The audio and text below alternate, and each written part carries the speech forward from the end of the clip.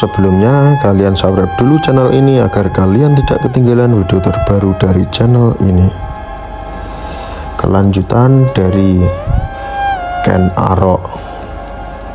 Pergilah Ken Arok dari Senggeng mengungsi ke tempat keramat Rabut Gorontol. Semoga tergenang di dalam air orang yang akan menyiapkanku, kutuk Ken Arok. Semoga keluar air dari tak ada sehingga terjadi tahu tak ada kesukaran di Jawa. Ken Arok pergi dari Rabut Gorontol dan mengungsi ke Wayang. Ladang di Sukamanggala adalah orang pemikat burung pipit. Ken Arok merampoknya. Ken Arok lalu menuju ke tempat keramat Rabut Katu. Ia heran saat melihat tumbuhan katu sebesar beringin. Dari Rabut Katu ia lari mengungsi ke Junwudwatu, daerah orang Sampurna. Ia selalu mengungsi ke Lulubang, bertempat pada penduduk desa keturunan golongan prajurit bernama Gagak Inget. Ia lama bertempat di tempat itu, merampok orang yang melalui jalan itu. Ken Arok lalu pergi ke Kepandung, mencuri di Pana Latenan. Dan ketahuilah ia dikejar, dikepunglah ia, tak tahu kemana lagi ia akan mengungsi. Ia lalu memanjat pohon tal di pinggir sungai. Setelah siang diketahui keberadaannya bahwa ia memanjat pohon tal itu, orang-orang Kapundungan menunggunya di bawah sambil memukul cenang. Pohon tal itu ditebang oleh orang-orang yang mengejarnya. Sekarang Ken Arok menangis menyebut-nyebut Sang Pencipta kebaikan atas dirinya. Akhirnya ia mendengar suara dari langit yang memintanya memotong daun tal untuk dijadikan sayap agar ia dapat terbang melayang ke seberang timur. Mustahil ia akan mati. Ia lalu memotong 2 helai daun tal dan dijadikannya sayap di kiri dan kanan. Ia pun melayang ke seberang timur dan lari mengungsi ke Negamasa. Karena harus dikejar, ia mengungsi ke daerah orang, masih juga dikejar dan diburu hingga lari ia ke Pundungan. Yang dipertemukan di daerah Kepundungan didapati Ken Arok sedang bertanam. Ken Arok dilindungi oleh yang di Pertuan Kapundungan dengan cara diakui anak. Anak yang di Pertuan di daerah Kapundungan berjumlah 6. Kebetulan yang seorang sedang pergi mengiringkan pengampangan hingga tinggallah 5 orang. Ken Arok lalu mengunggah tikan anak yang sedang pergi itu untuk menanam. Ketika para pengejar datang di tempat itu, bertanyalah mereka kepada sang penguasa daerah, "Wahai Tuan, kepala daerah, ada seorang perusuh yang kami kejar tadi, berlari ke sini." Yang di Pertuan di Kapundungan menjawab, "Tuan, kami tidak bohong. Ia tidak ada di sini. Anak kami berjumlah 6 orang. Yang sedang bertanam ini genap 6 orang. Coba kalian hitung sendiri. Jika lebih dari 6 orang, tentu ada orang lain di sini." Kata orang-orang yang mengejar, memang benar. anak penguasa daerah berjumlah 6 orang yang sedang bertanam ini juga 6 orang. Maka segeralah pergi para pengejar itu. Maka penguasa daerah kepada Ken Arok, "Nak, pergilah engkau, jangan sampai para pengejarmu itu kembali. Kalau mereka membicarakan perkataanku tadi akan sia-sia. Engkau berlindung kepadaku. Pergilah mengungsi ke hutan." Maka Ken Arok berkata, "Semoga berhenti lagilah yang mengejar." Ken Arok pun bersembunyi di hutan Patang Tangan. Selanjutnya ia mengungsi ke Ano, pergi ke hutan Terawak. Ia akan merusuh. Adalah seorang kepala lingkungan daerah Loki akan membajak tanah. Berangkatlah ia membajak ladang, mempersiapkan tanahnya untuk ditanami kacang. Ia membawa nasi untuk anak yang menggembalakan lembu, memiliki kepala lingkungan itu. Nasi itu dimasukkan ke dalam tabung bambu dan diletakkan ke atas enggokan. Saking asiknya kepala lingkungan itu membajak ladang kacang.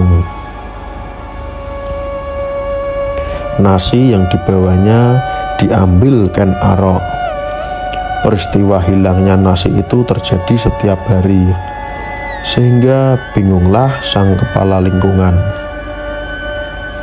Karena setiap hari kehilangan nasi untuk anak gembalanya. Kata sang kepala lingkungan, "Apa sebab nasi itu bisa hilang?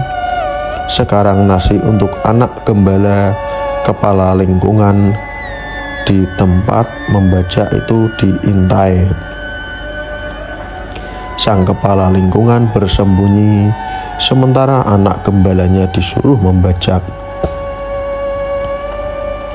Tak lama kemudian, Ken Arok datang dari dalam hutan bermaksud hendak mengambil nasi. Sang kepala lingkungan memergoki dan menegurnya. "Nah, telah jelaskah kiranya bahwa engkaulah yang setiap hari mengambil nasi anak gembalaku?" Ken Arok menjawab, "Betul, Tuan, kepala lingkungan saya yang setiap hari mengambil nasi untuk anak gembala, Tuan.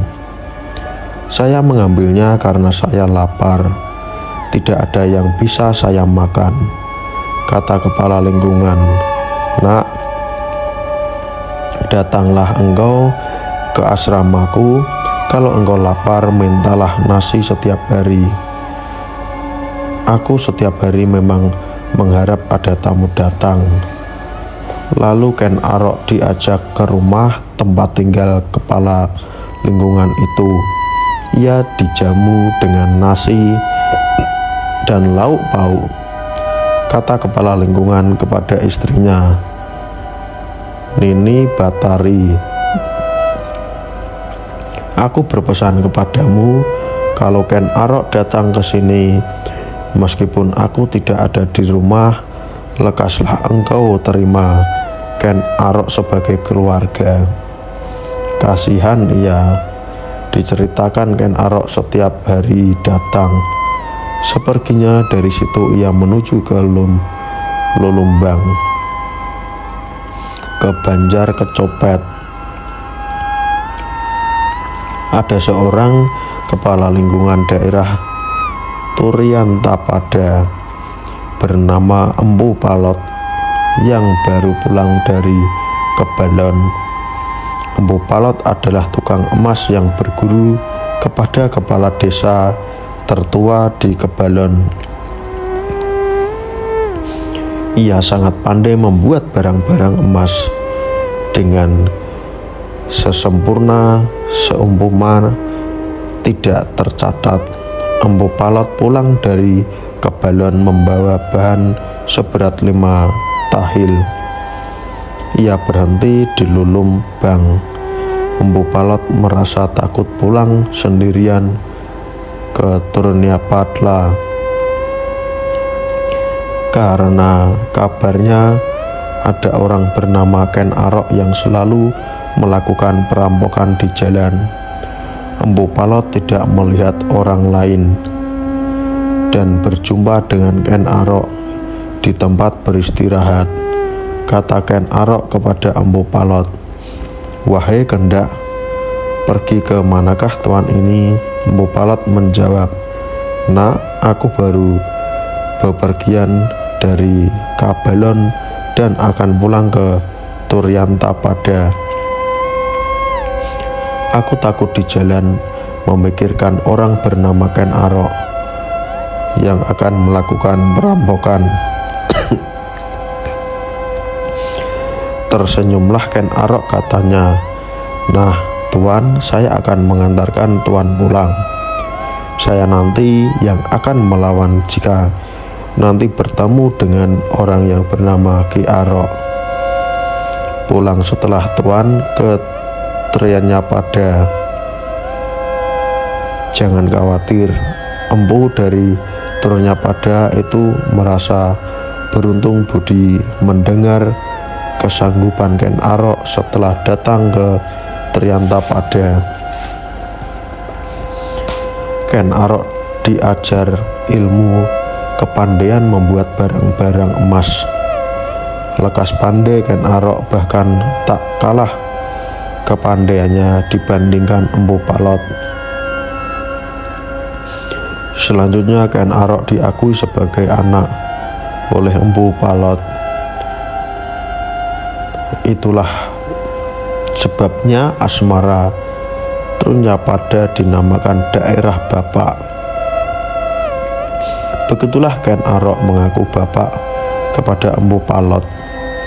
Karena Empu Palot merasa memiliki kekurangan, maka Empu Palot menyuruh Ken Arok pergi ke Kebalon untuk menyempurnakan kepandaian membuat barang-barang dari emas pada orang tertua di Kabalon, sekaligus agar dapat menyelesaikan bahan yang ditinggalkan bapak kepada lingkungan. Ken Arok berangkat menuju ke Kabalon.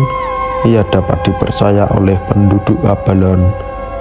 Ken Arok menjadi marah karenanya. Semoga ada lubang di tempat orang yang hidup menepi ini.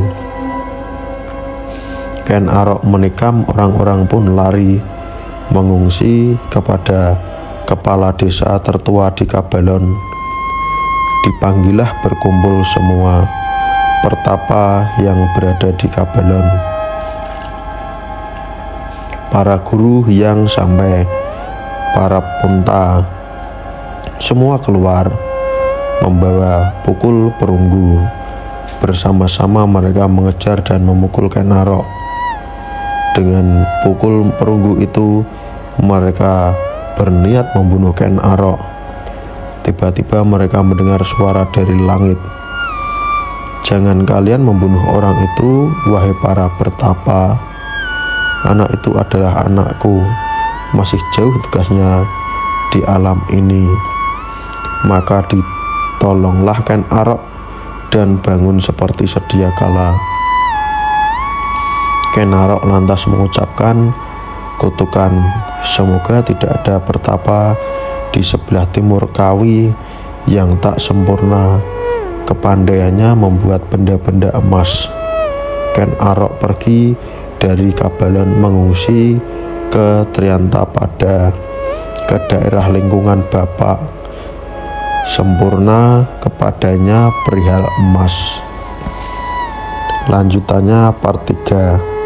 Apa pendapat kalian tentang video ini? Silahkan beri komentar di bawah ini.